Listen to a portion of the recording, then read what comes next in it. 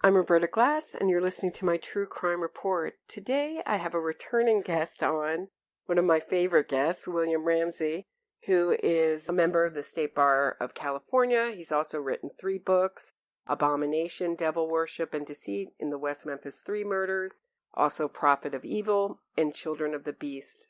Welcome, William Ramsey. Roberta, thanks for having me back on. It's great to be with you again. Thank you. So we're celebrating the 2-year anniversary of my show. So thank you so much for doing this with me. So 2 years ago, when I was first on your show, we were talking about innocence fraud in a bunch of different cases. Adnan Syed, making a murder.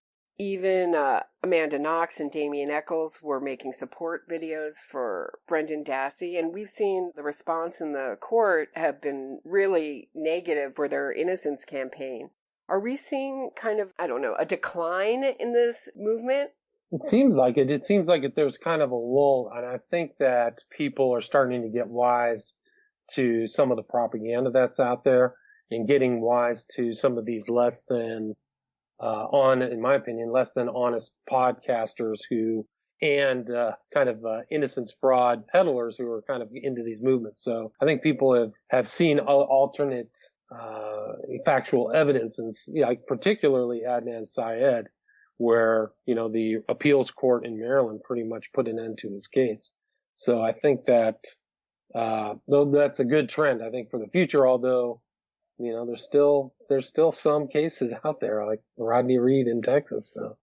Right. I wonder if they're going to switch tactics. I mean, you wrote a great book on the West Memphis Three. I think that's an interesting case to look at, just how they did 4 documentaries, that campaign was structured. And I think a lot of campaigns were based on that. Well, didn't you say, sorry to interrupt, Sure. But didn't you say that the girl in the Adnan Syed case said flatly that she wanted to base her campaign for innocence of Adnan Syed on West Memphis Three, right? She did. Rabia Chaudhry, who's Adnan Syed's advocate, said she got inspired after she watched one of the West Memphis Three documentaries to contact Sarah Koenig. So there's always seems to be like a documentary connected. It's attached to a cause. They get celebrities connected if they can. And then they do some kind of bait and switch. I thought the most interesting part of that case was right at the end where they said, we have this new DNA evidence. We're going to fight this in the court to get a new trial. And instead of presenting it in the court, they asked for an Alford plea. So it looked like when the West Memphis Three were freed, they were freed because of the DNA evidence. And that there was a trial and that they were exonerated in court, but they just pled guilty via an Alford and got out. I mean, right. Don't you think that's the most interesting sort of part of it? Yeah, and I think that's a great point because their public statement is so much different than what they pled to. We've got this overwhelming DNA evidence that, we're going to be exonerated. And then they just went ahead and signed the first, guilty to first degree murder right there. And was it 2011? I think that their 10-year probation is almost up. So, we'll see what happens after that. But yeah, it's pretty remarkable that, and they also said that, they had to sign that because Damien Eccles' health was so frail and fragile, but he seems to be going pretty strong the last 9 years since they got out of jail. Right. But, right. So, they had this public stuff that was outrageous, but I can't find their celebrity supporters that much anymore. They don't seem to be as much in front of the camera as they were leading up to their release. I mean, have you followed any of these celebrity types that support the West Memphis Three? I noticed that the Dixie Chicks singer, I always forget Natalie Maines. I always forget her name. That she is on the board of Jason Baldwin's. Oh no. Proclaim Justice organization that seems to be... Did you see the post about the budget of Proclaim Justice, by the way? It was a very interesting breakdown. But they had some serious capital. Don't they have like 6 figures of monies? Yeah, it was remarkably packed with money, yeah. And they had a big budget for, travel and expenses. It just seemed to be... I don't know. My take on it was that it was kind of a way to keep Jason Baldwin unemployed, funding his lifestyle, it seemed to be. It didn't seem like they were doing too much on doing court cases. Right. Well, I'm sure it's pretty hard to, go look for a job and then say, have you have any felony convictions? Right. Right. Well, yeah, actually, it's first-degree murder for the murder of an 8-year-old. So it's probably hard to stay gainfully employed. He also, for the listeners who don't know, he supposedly got $30,000 to write a book through, was it Indiegogo or one of the other websites? GoFundMe. GoFundMe, yeah. I don't think he's produced the book yet. Nope. No book. And this is my question. Jason Baldwin, but particularly Damien Echols. When we saw him in prison, he was all clean cut and he was saying all the right things. They could kind of like film him and cut it to make him look like really intelligent and more innocent. I think more innocent than he is. Obviously, I think he's guilty. But do you think he's done damage to himself since he's been out? He's, shaved his head. All he talks about and does is magical, occultist stuff. I mean, do you think that has done damage to his support? Yeah, absolutely, because he's proven that he was obsessed with the occult. It fits right in with the occult obsession that led up to the crime, right? And so people said, oh, you're a witch hunter, you're involved in satanic panic. But then you see him get out and get all the occult tattoos and the huge black sun tattoo on his back. And he's actually practicing magic and writing books on magic. And now it doesn't matter. Now the argument is it doesn't matter. Right. But that's really was one of the central focus of the prosecution was that he was involved in magic. And the Price was asking him about it. He admitted to knowing everything. They had a copy of Aleister Crowley's Magic in Theory and Practice on the desk of the prosecutor. They were asking about Crowley. So you can just see that everything fits together perfectly. It snaps in. So he's still occult obsessed, and he's actually made admissions. Like he's written in that depository where he had his book, the storage locker said, "I'm not a devil, I am the devil." So, and he said so many statements that confirm and verify. I don't know if he ever goes back in court, he's in deep trouble because of his admissions. And in one article, he said, I was prosecuted for my love of the knowledge of Aleister Crowley. Flat out statement. So, it doesn't help him also that he's hanging out with Genesis Peorage and, God knows what other occultists. But, I think it's very important to see all that stuff together. I think it verifies the correctness of having, what was Griffiths on the stage. Right, or Griffiths on trial, somebody at that time who was considered an occult expert. So, right. And they the supporters just threw him under the bus multiple times in their arguments about, and I think Eccles has proved him to be correct, at least some of the things he said. Genesis Peorage, can you talk a little bit about who he is? And did you follow he was recently accused of sexual harassment? I didn't know if he was recently accused of sexual harassment, but he's from the UK. He was a member of Throbbing Gristle band. He also did a whole bunch of stuff. He actually fled the UK. And when he fled the UK, he ended up at Timothy Leary's house in Northern California. But he was in some process of transforming his body into the similar likeness of his girlfriend at the time, or wife.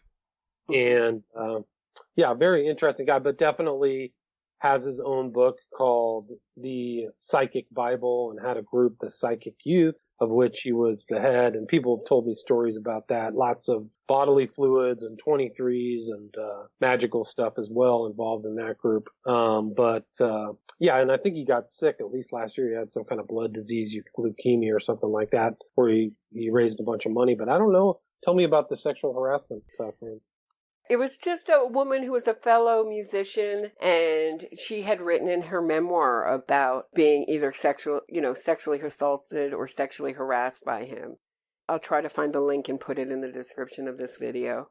But their selling point of their group was total liberation of sex. I think that they were trisexual, types. That was their whole thing. That was the attraction of it, was to be like a monk, but also, having no restrictions as well.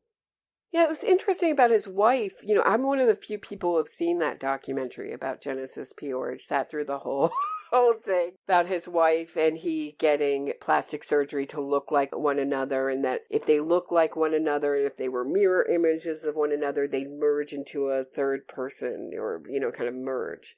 What it looked like was a guy expressing his autogynephilia. What was interesting also is that he met his wife. She was a dominatrix, and he was buying a session and saw her walking by. I don't think it was his dominatrix. It wasn't, she was working there. And that's how it, the whole thing started. And she died, they say, of a heart, she's very young. And there's this moment where Genesis Peorage is saying she died in my arms and I kissed her as she took her last breath or something. As you know, I'm not a faithful person. I'm not particularly, it just struck me as very odd, that death. Was it a drug overdose? Was it, you could call it a heart, your heart does stop in that case. Was it something else?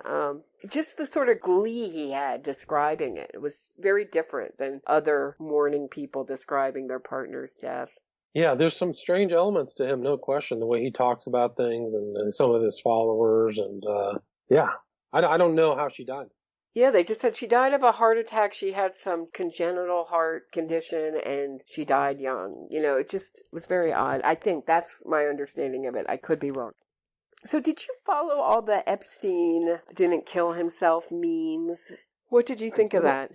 A lot. I think that it was pretty remarkable that they went through and they had his autopsy pictures and it looked like he had been garroted around the neck. And, I think that it looks to me like somebody offed him, I think that that's probably accurate. He had too much information on people. Right.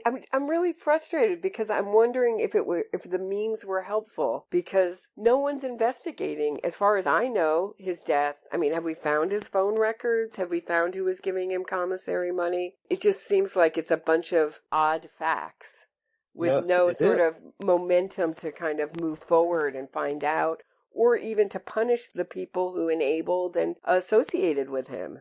I think that one of the prison guards just got a raise and got moved to Colorado. Did you hear that? No. Yeah, so they got a raise. So that's kind of very suspicious in itself. But I think the brother has paid Bodden, the forensic pathologist, to look at. He was the one who got all the information and is saying that his death is consistent with murder. So I think there's an independent look. But it is odd that the government doesn't seem to be curious or even care about what happened. There's no public statements. There was a statement by Barr after he died. We're going to get to the bottom of this, but we haven't heard anything from him. No follow-up, no nothing. And, it's hyper suspicious.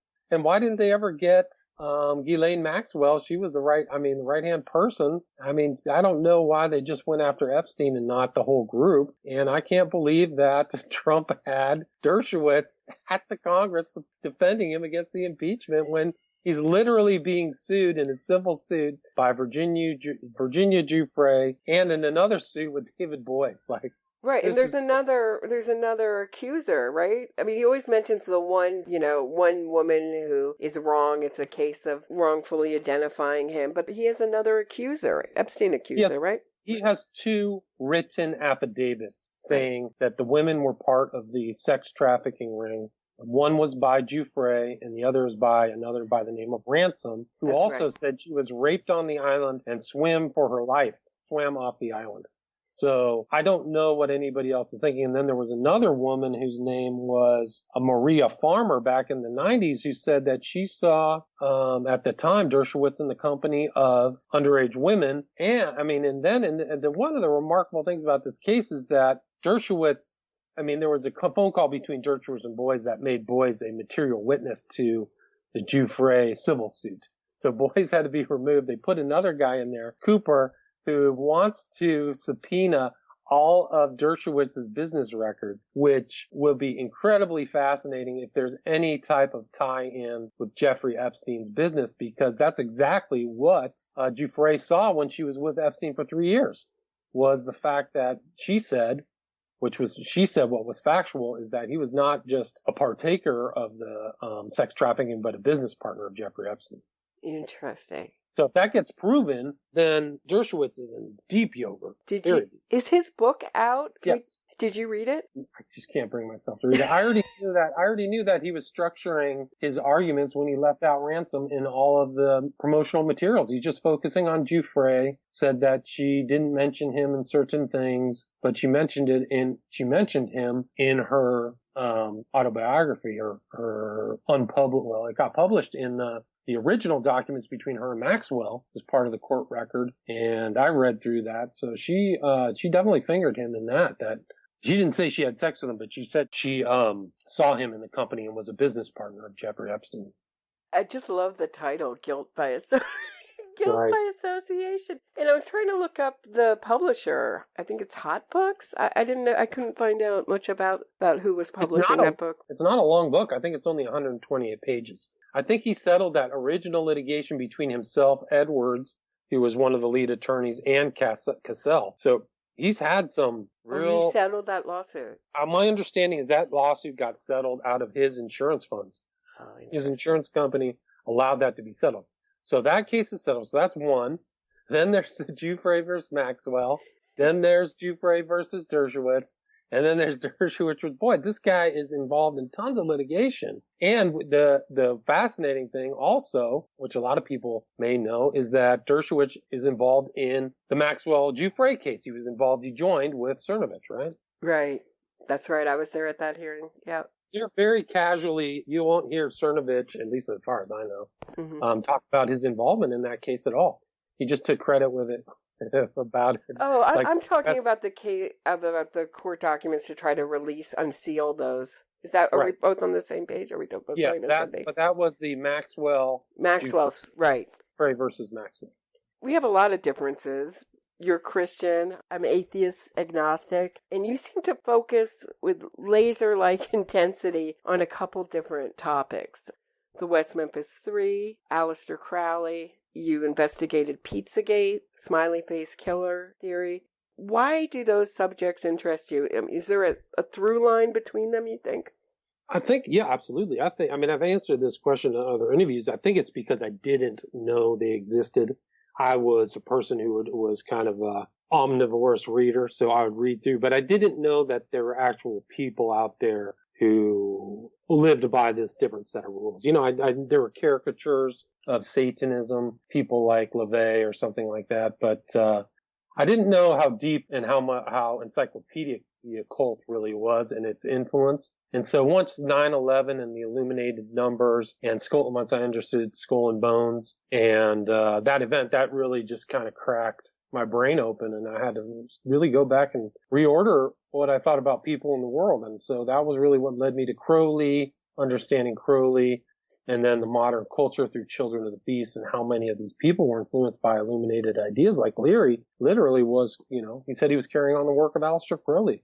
I think that's an important aspect of the 60s. This no restriction libertinism, I think, is which was very not very good for a lot of those people in the 60s. A lot of people didn't make it through, whether they OD'd or went crazy or something like that. So in Crowley, you see that same kind of wreckage around Crowley's life.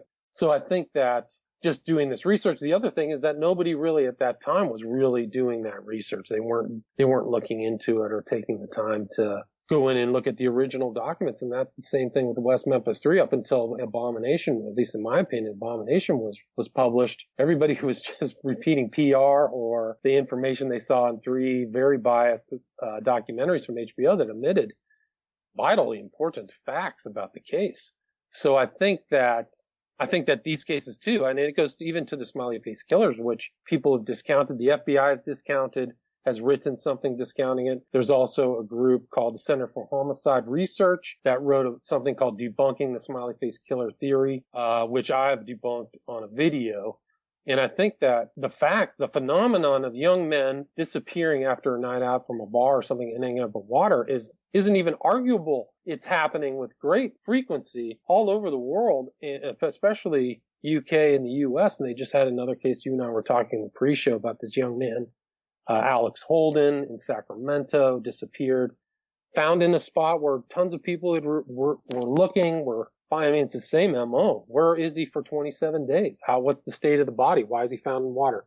So There's definitely a tie between all those cases, and I think it's also just the state of journalism, corporatized journalism, that really doesn't really do the kind of, I would say, the strenuous research and what is required to look into these cases. I think they're more interested in eyeballs and clicks than actual getting to the core of a matter, crux of these other personalities or phenomena. It's really frightening, isn't it? I mean, when you really know something about the subject of the article you're reading about and see that at least the true crime reporting is so poor. I mean, fictitious, not even just poor. And I was really looking forward to that Nicholas Schmidl case, who wrote that piece about Tyrone Hood in the New Yorker. And they were going to depose him and ask him, all these questions. Are you employed by the Innocence Project? Are you employed by the lawyers of Tyrone Hood? Why, did you write such a one-sided article? And he just claimed journalistic privilege and fled to Europe. So it's still a mystery. And I wonder if it's as poor as other subjects. I worry about the subjects I don't know about and haven't delved into. It's hyper disturbing because I think that you've entered an era where there's agendas. I mean, everybody's biased. You're never going to get away from bias. But if you look even at Devil's Knot, the so-called, book of record that everybody references, she left out tons of information. I don't think she even mentioned his Eccles's 500-page psych report. So why are these books and things being produced and podcasts being produced? We can talk about Bob Ruff and, why is this happening? Why are this being allowed? Why isn't somebody double checking this? What's going on? I think Bob Ruff is a perfect example of some of these. I've actually listened to true crime podcasts repeat verbatim information off of WikiLeaks. So some of these people aren't even doing the basic kind of like reading and groundwork on specific murder cases. Some of the Wikipedia pages are so just missing information, not complete. Yeah, make things look like weren't or didn't happen. I mean, it's just really shocking. So back to the Smiley Face Killer deaths. Is there a criteria that makes up a Smiley Face Killer murder? I would say so. I think it's really the definition would be a young man who is either at a party or a sporting event or a music venue, who gets lost from his friends either by being too drunk or either drugged with GHB, disappears, and then is found again after a lengthy search, police search, family search, is found in that same area in, a state that indicates that he wasn't dead at the time of his disappearance, or something had happened after he was last seen. So I think that would be your standard approach to something that would fit into that pool of victims. And there's, like Jim Smith, who was the researcher for my documentary, Smiley Face Killers, who was abducting, torturing, and murdering young men in the US and UK, says there might be even other cases that, they're not thrown in water, but they're left on the side of the road, found in a tree,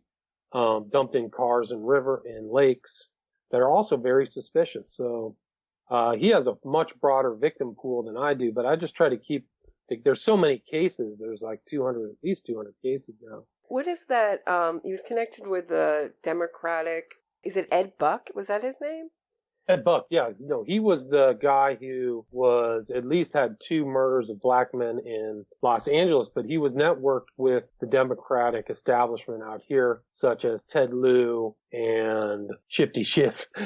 So, I mean, there's pictures of them together, and there was actually a little piece in Crazy Days and Nights that said that Ed Buck was murdering men back in North Carolina, but they weren't murdered in his apartment like they were here, but in a hotel. What's happening with that Ed Buck case? And you make a connection with that case and the Smiley Face Killers. Why?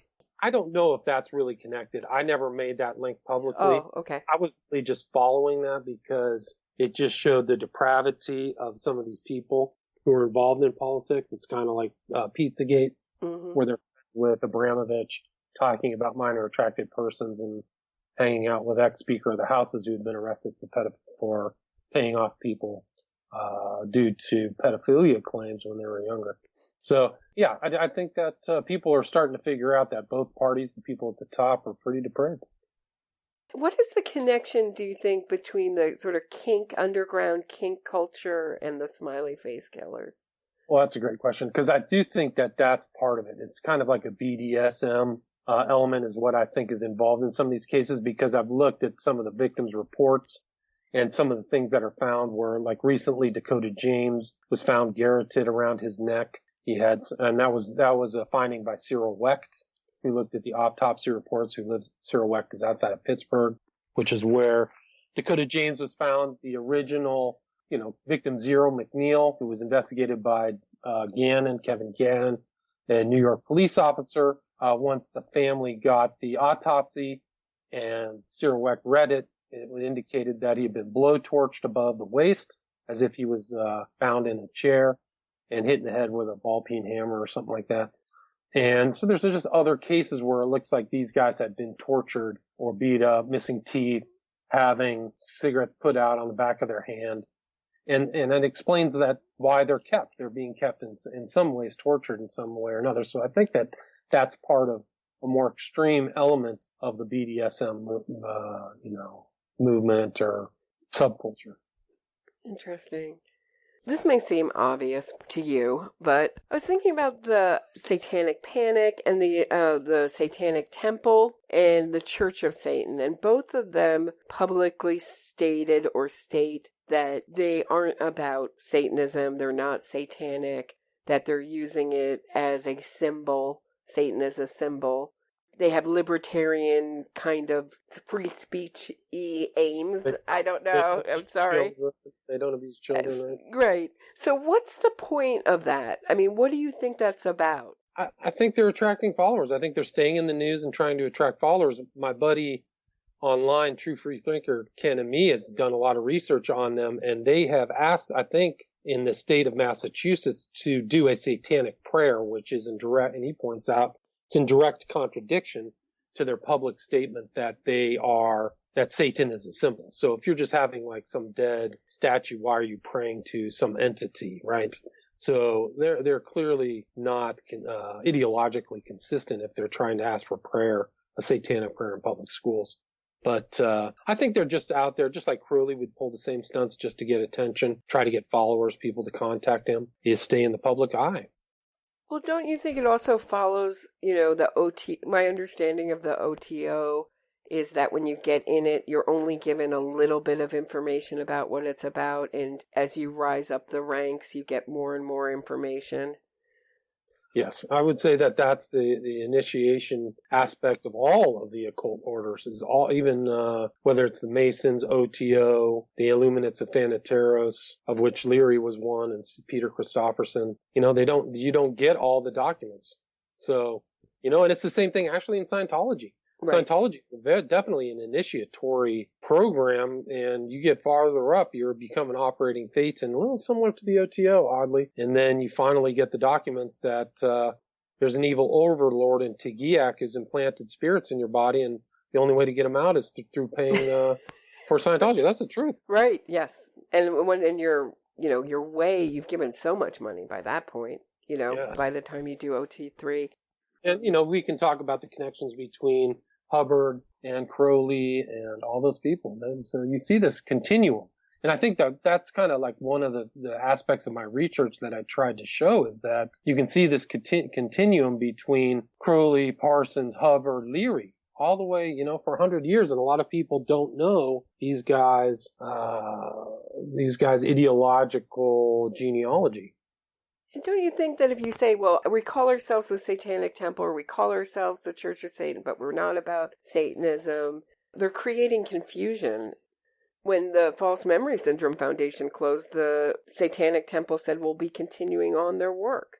Well, what does that have to do with their other aims? You know what I mean? It's an odd collection of things that they raise money for pro-choice stuff, but they also put up do these kind of free speech things and put up these monuments to Baphomet monuments, Right. And then they're also always, looking to debunk satanic panic, type things, or expose satanic panic. So what are they really about?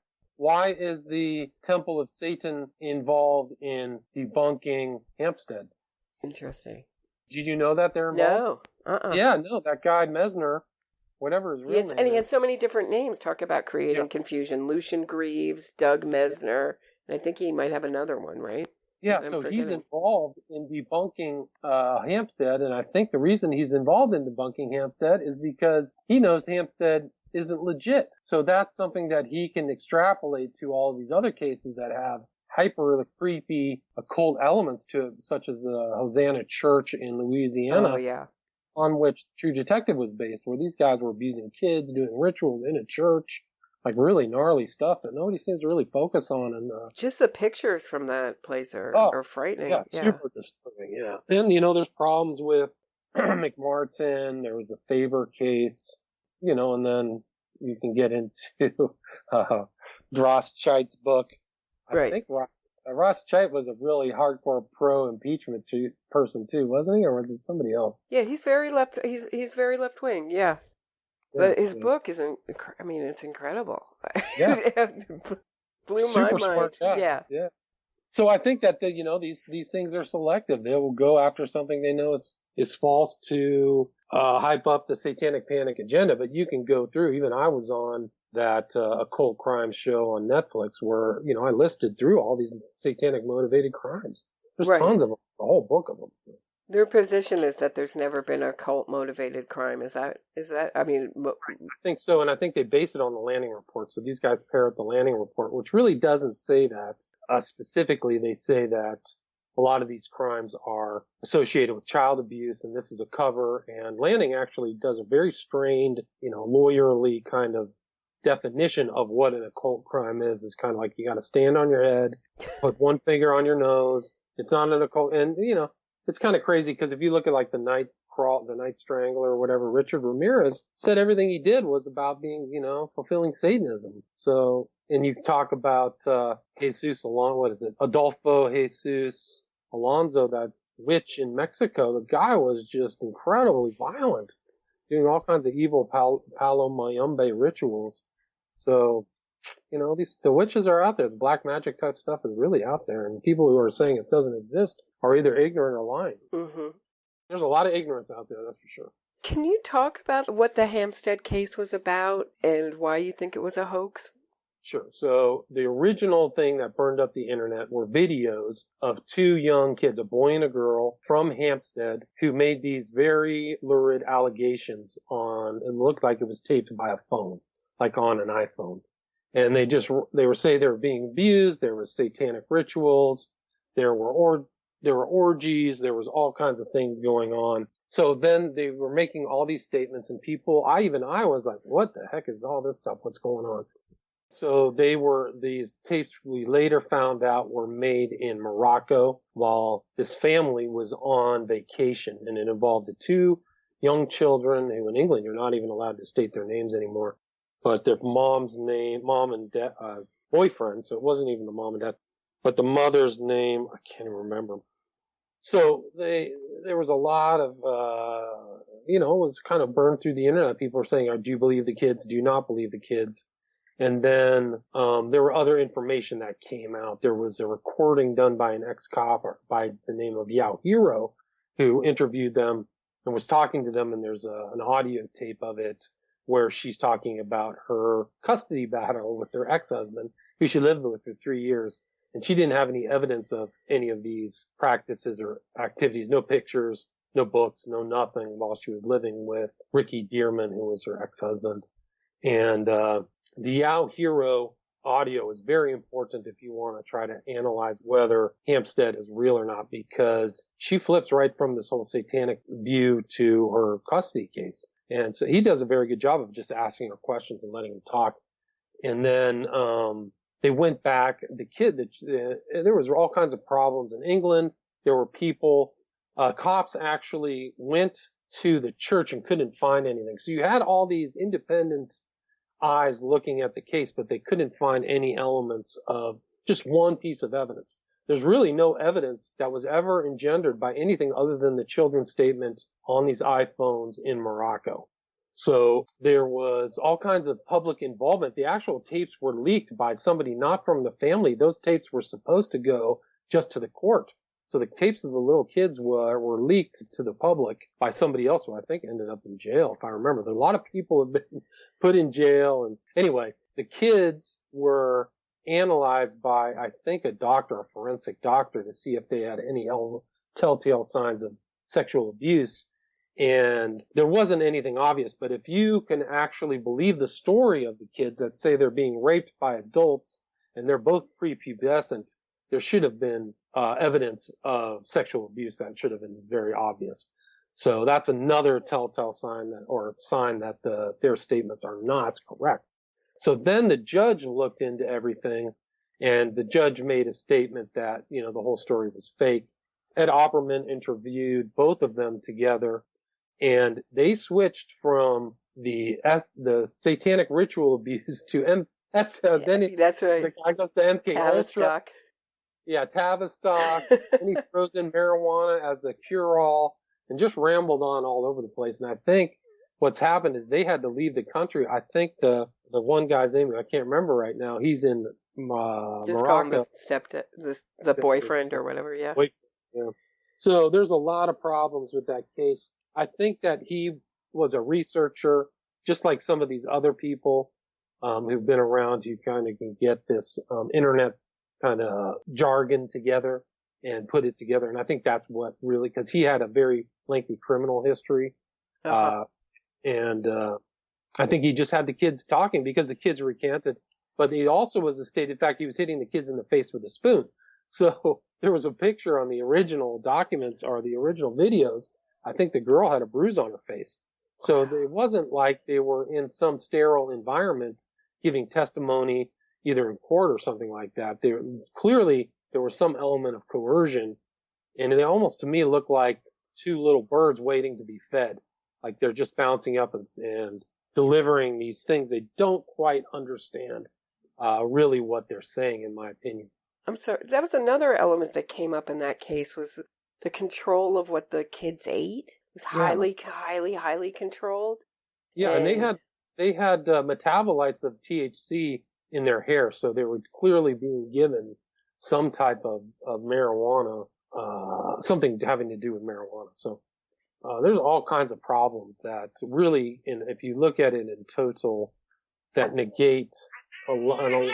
Hey, oh my gosh, the kitty! My cat's fighting him. I got a 2-year-old male cat, and he just wants to beat up the other cat all the time. How long ago did you get? About a year, but they kind of play, but he's really too rough. So anyway, okay. So there's real problems with Hampstead, and people have been arrested. They've been arrested for perverting the course of justice, and there's a real kind of hysteria mob that's convinced that everything's there. But the real problem is like the original evidence, the original things that the police looked at, that Yahoo heard, that the judge heard. There just is nothing other than the statement of the kids. There's nothing corroborating. Even the creepy, in my opinion, the creepy ex-father, there's just nothing there. And she never kept anything. That was also weird about the mother, is that she couldn't specifically come up with any specifics regarding his satanic practices. Then she claimed he was the head. She claimed that his ex was not just a member, but he was the big boss. And doesn't he look, though? I mean, wasn't it just like a perfect... They really understood how to manipulate the internet and release these little videos. Even Ricky Dearman's interview with the BBC, he looked like maybe he could be out of central casting for a satanic leader. It was weird. You know what I'm saying? Yeah, I do. So I think they exploited those elements, and the mother leaves for Russia and leaves her kids in the hands of the Satanists. Right. I mean, I just think about it in terms of like if my cats, I don't have kids, if I thought my cats were being abused and like I fled to Europe, how could I sleep at night knowing that someone was hurting them and I just stayed there for years and not come and fight it? Still in the care of the dad. I think there's... Do you think the BBC intentionally filmed him to look creepy? I don't know. I wonder. That's a good point. And he also had like the cry on command element to him, where he's like, they accused me of being a leader of a satanic cult. Start crying. Like, just spit it out what they accuse you. Your ridiculous accusations are. Yeah. There's something about that was way too theatrical for me. And then they used his first name, like when Ricky met Vicky. It was Vicky Derbyshire, I think it was. That was the name of the... It was just the oddest title for a video. Like they're on a first-name basis now? It's so odd. It shows you how Hampstead hit because he got on national TV. That's how many people were looking into that case, including me. I mean, I looked at the videos, but I didn't really know anything until other people had done the legwork and gone, the judge's opinions and people finding out that the boyfriend is super, super sketchy and that they keep switching their stories. And even on the Opperman report interview, I give credit to Ed because it looks like he's answering her questions. It's the same thing happened in the Transformation of America book interview where Ed's interviewing. Great interview. Yeah, great interview. But did you play the most dangerous game? Did we play the most dangerous game? Yes. Yes, I did play the most dangerous game. I mean, it's literally on the audio. He's literally a boyfriend is literally coaching. They couldn't even say where they met. Oh, yeah. Just all how kinds they of met, how they escaped. I mean, just the most basic questions. Yeah. But why don't the Hampstead, supporters, I don't know what else to call them, why don't they ask themselves, why did the mother flee? I know she's supposed to be in fear for her life, whatever, and just left her kids. That was the whole point, was to get the kids back, right? That was the whole... Right. She's done nothing. Not lifted a finger. The other interviews, it's like the same kind of word jumble, the same jargon. We were doing snuff, and her delivery is almost like she's on lewds or something, or some kind of pharmaceutical drugs. They were doing snufflick, then they were doing satanic rituals, then they were eating babies, then they were transporting babies, and then they ate the babies, and then they did rituals and drank blood. Like, it's like, have you ever seen her done that? Yeah. Like, how believes that that's credible? Like, one of the kids' statements is that they were transporting babies through DHL. That's right. Come on. They're transporting, and somebody had a belt of baby heads that they would dance around in church. And the kids were being raped by adult implement. I mean, just like, dude, there's no evidence of any of that. And there was one, like, rape in MacDonald's. There was another, like, orgy in a bathroom. And everybody was involved with it. Everybody in the school. Nobody, there was no dissenters. Nope, not one other person came out and said, yeah, the kid's right. I just want to give this affidavit and show this proof. And they had drawings of the supposed tattoos on some of these women, and they could never verify them. Just show me another tattoo. No.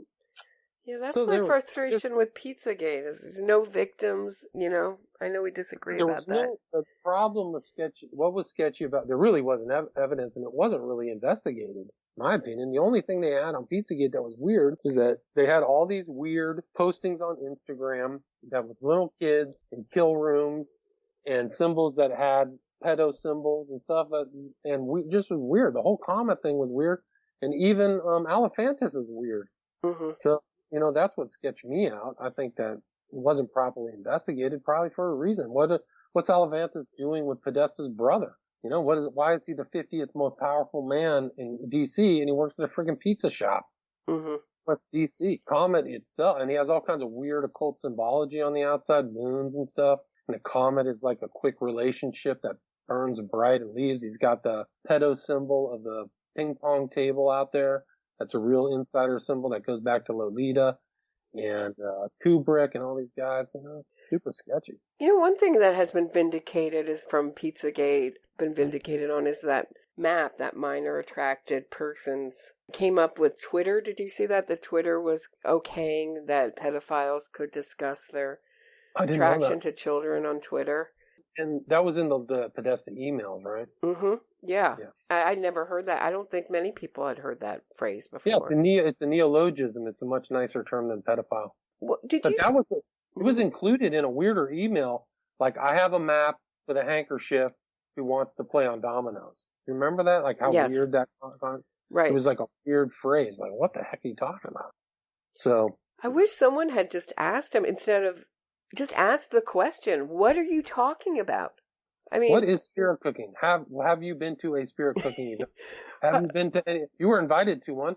Have you been to other ones? What is this? I found a handkerchief. It seems to be pizza. What are you talking about? Instead of, the questions don't get asked, and it gets so frustrated frustrating for me as someone, I think I have a lower tolerance for not being able to prove things, for looking into things that go kind of nowhere where I'll never know.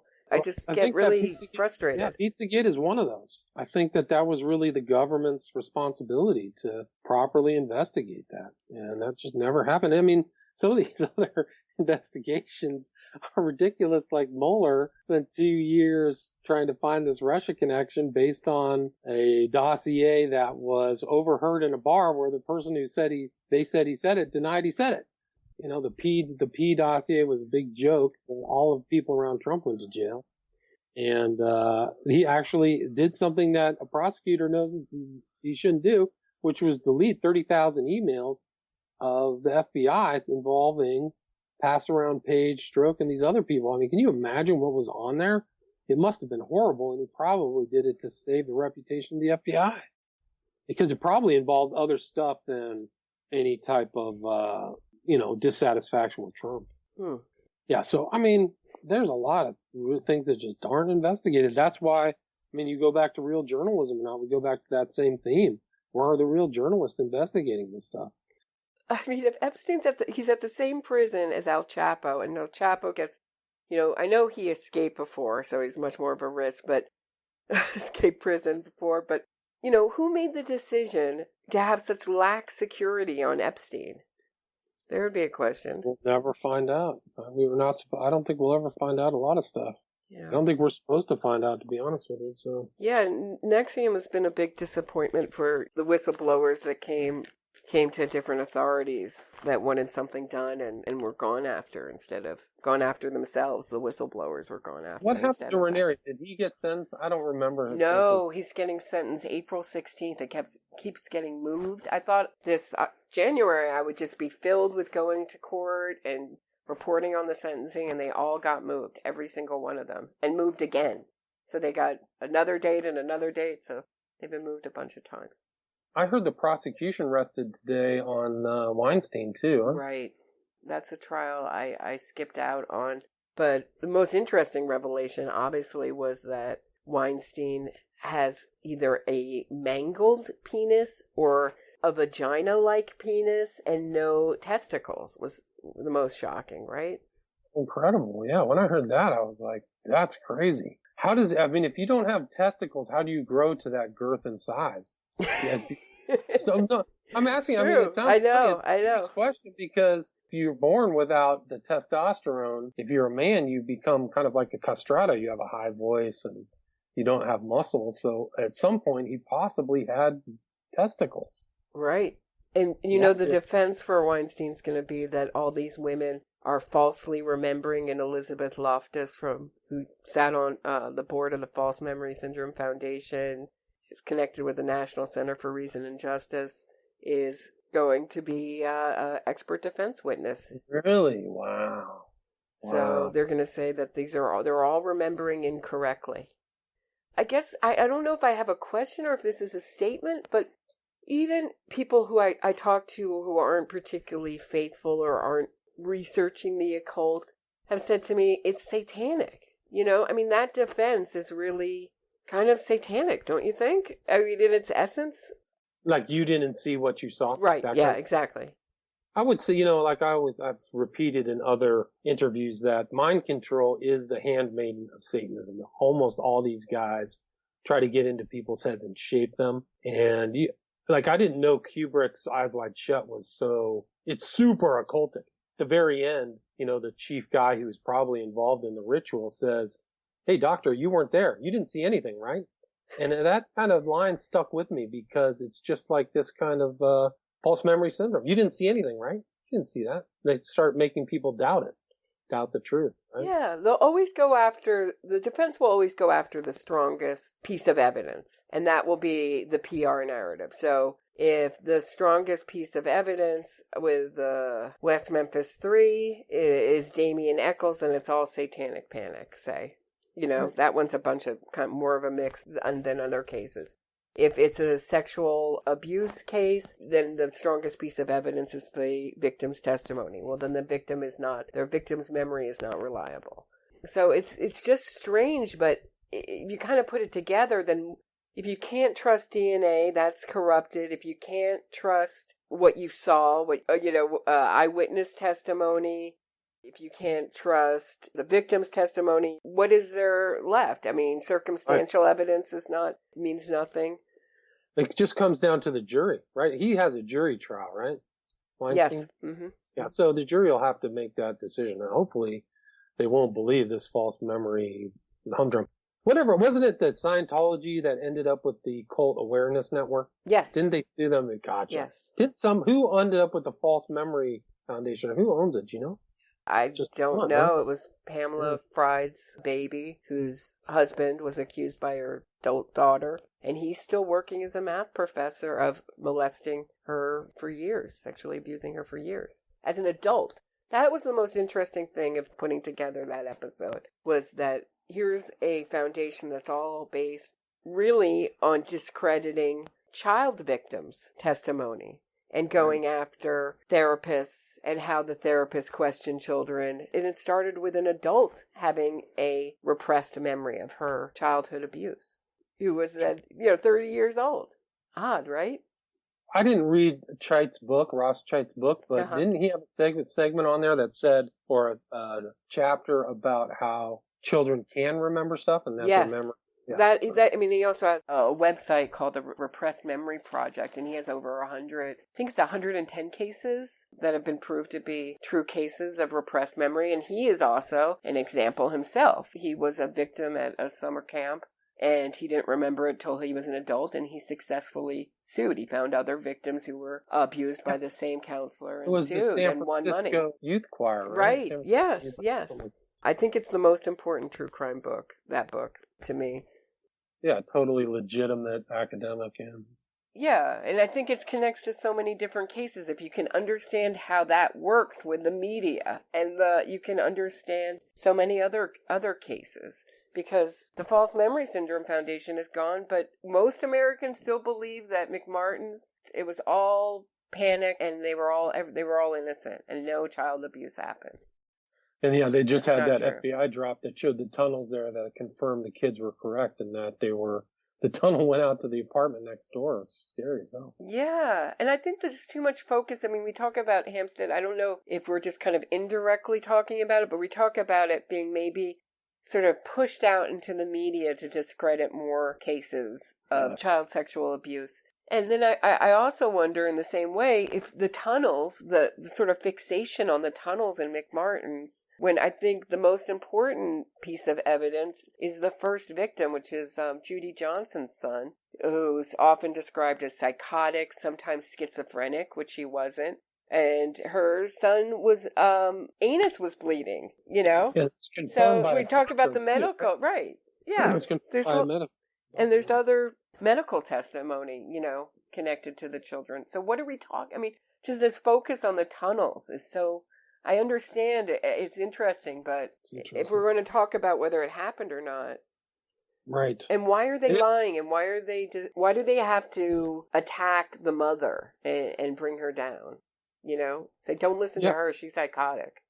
Wasn't there, did you ever see the film by Oliver Stone featuring, that other character about the McMartin TV movie? Yeah. It's called what is it? In something. God, I can't remember. But yeah. Well, I mean, the thing is that what creeps me about that is how much I know about Stone and his occult knowledge. So, and this additional cover up, but that other guy's like a right-wing pundit now, right? I can't remember his name.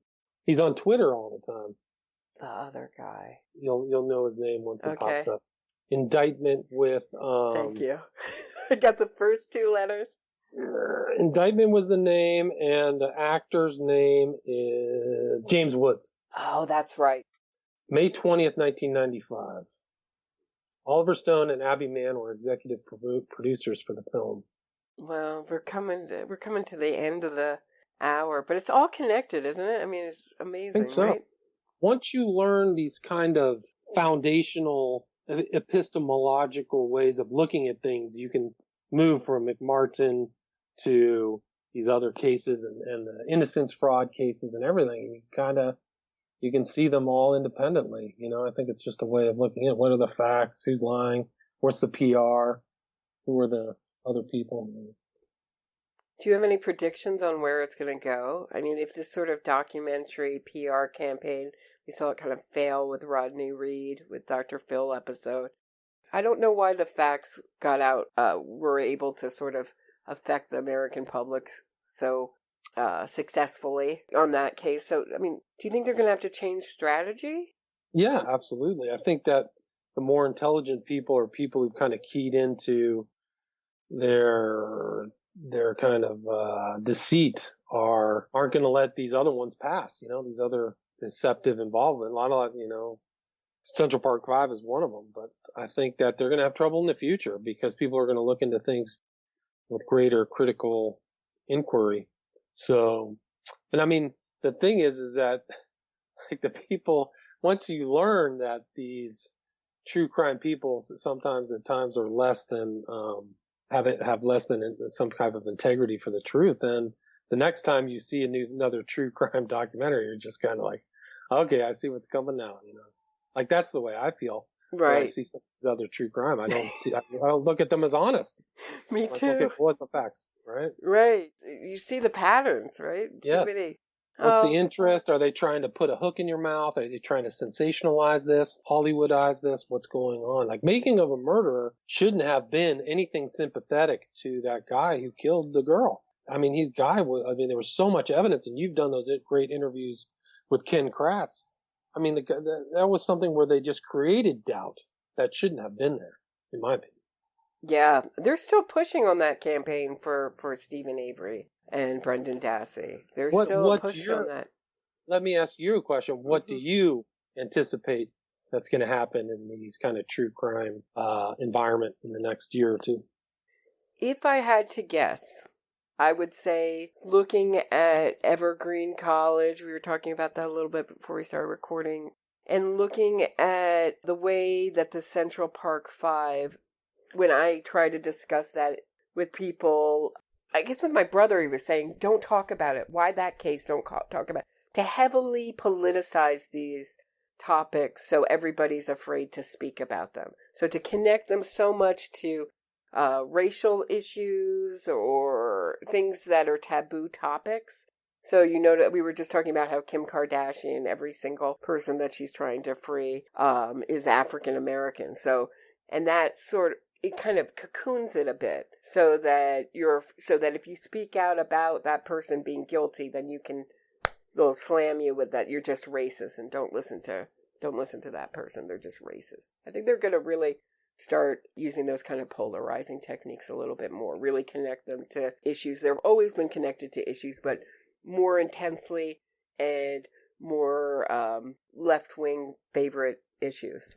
I don't know. Social justice, homophobia, those kind of things. Transphobia.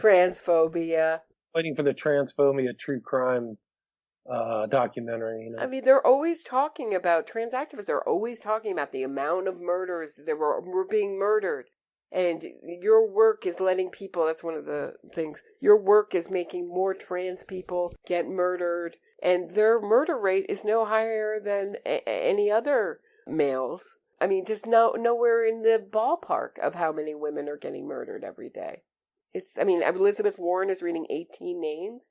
And in the UK, more trans-identified men murdered women than were murdered. So. Wow. That's incredible. It's wild, right? So, but they'll always go to like sort of the very, if you don't think that children should be given hormone blockers or, have their healthy body parts removed, then you're just, you're killing them because they're going to kill themselves if they don't get it. It's all your fault. It's all your fault. You don't believe they should be sterilized and never be able to enjoy sex for the rest of their life and have a host of other, health issues. It's not child abuse. You are the child abuser. You're the child murderer, in fact, because they will kill themselves because of you. More of that. That's what I predict. More of that. So thank you, William Ramsey. Where can people find you? And my films, if you want to watch my film about Smiley Face Killers, it's on Vimeo. And I'm usually posting on Twitter and Facebook, William Ramsey. I'm trying to get my website back up. So there'll be William Ramsey Investigates. I've done some interviews, that many of which include you, on my podcast, which is William Ramsey Investigates. Okay. William Ramsey, thank you so much. All right. Thank you.